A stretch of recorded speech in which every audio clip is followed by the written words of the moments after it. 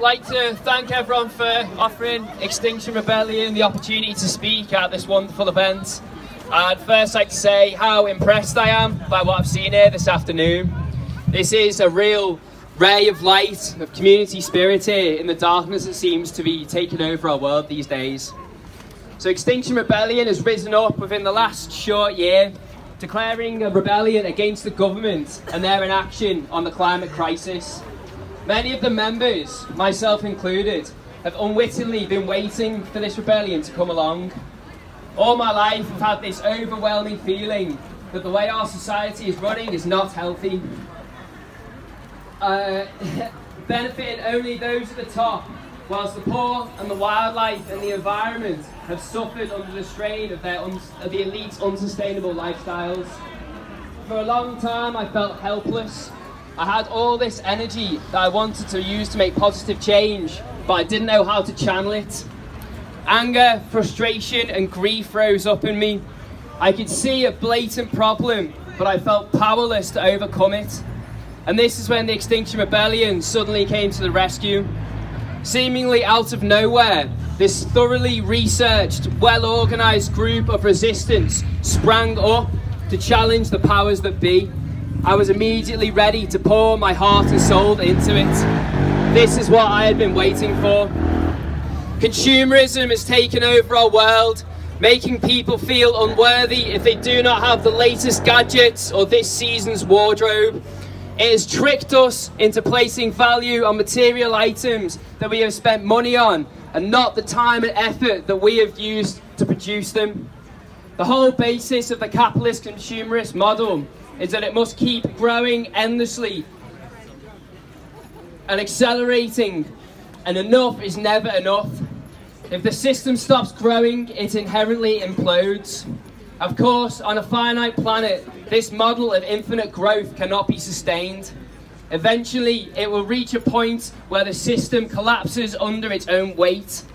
We are witnessing this collapse occurring all around the world as we speak. This isn't a problem for the future, this is a problem for now. We are the last generation that can help humanity avert the worst effects of environmental and ecological degradation. It is the poorest people that will feel the effects first.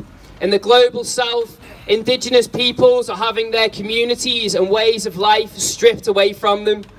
Big corporations are moving into areas where communities have lived in harmony with the land for centuries, and within a few short years, they have decimated the ecology.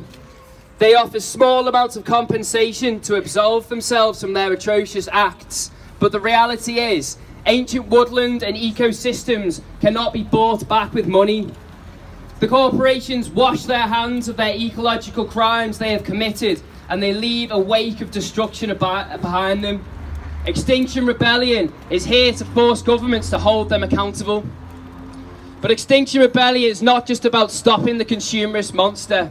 It is also about birthing a regenerative culture where we reassign the values of society, re-empowering communities to be resilient and fruitful.